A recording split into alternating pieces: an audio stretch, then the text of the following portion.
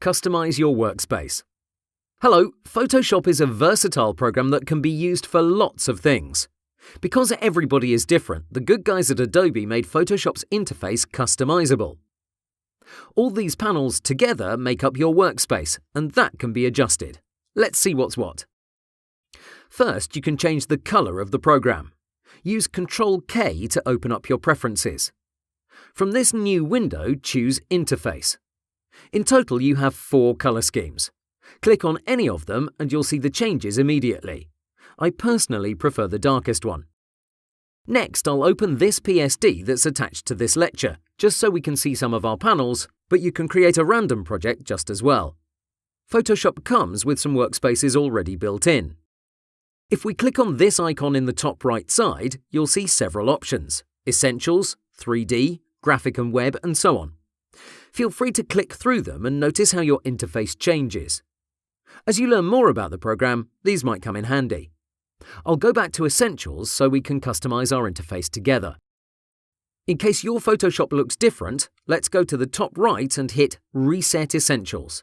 This way we'll throw away any changes. OK, all these panels can be detached. The toolbox is placed by default on the left side. If you go to the top of it, click, hold and drag, you'll see it's now going to detach from that side. You can leave it floating about, or you can attach it to the right side. Drag it across and without letting go, move it until you see this blue line show up. This means you can dock it in that position. Let go of your mouse click and now it's going to stay there unless you move it back. I personally don't like it there, so let's do that now. Please note that you have to grab it from this top section, otherwise it won't detach. Regarding the toolbar, you can have it occupy 1 or 2 lines. To toggle between states, click on this small icon. As you can see, it now takes up 2 lines. Personally, I recommend you switch back. Now, regarding the other panels, they work the same as the toolbar, meaning they can be detached or reattached to another zone. Take the Libraries panel. I currently have it placed on the right side, but say I no longer want it there, no problem. I can drag it from that position and drop it here. Now it's collapsed and it freed up a lot of space. If I want to open it, all I have to do is click here. And I have other panels in this section. These all show up when I use this window menu from up top. Say I enable glyphs, it just popped up. If that's a mistake, I can click on this small icon. From here I can choose Close and it will go away. Let me enable a few others. OK, if you want to remove them faster, just drag any icon away from this panel and look for their X symbol. Good stuff, but say you don't recognize these icons so you don't know what panel they're hiding. Well, if we enable a few other ones, we can now resize this area. Now you can read their names, so you can take all the guesswork out of it. Plus, you can always toggle their visibility. Let me show you what I mean. I'll enable the Character panel. This is something I use on a frequent basis, but sometimes I want it hidden. It doesn't make sense to completely remove it, so what I suggest you do is click on its icon. Now it's going to be collapsed. You're bound to have this column take up this slot, so there's no harm in keeping your panels collapsed inside it. There's one important thing you have to realize: space is essential.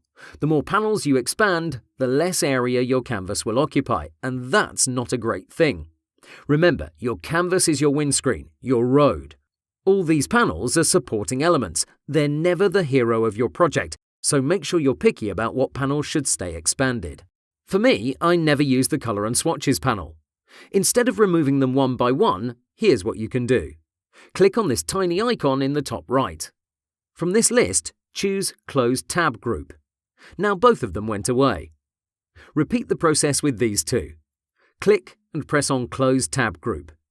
Great stuff. Now the Layers panel occupies this entire space, and that's actually what I want.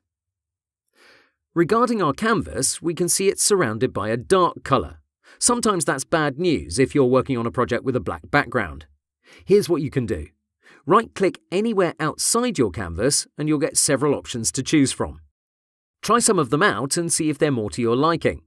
What's nice is that you can input your own custom color. It's the last option from the list.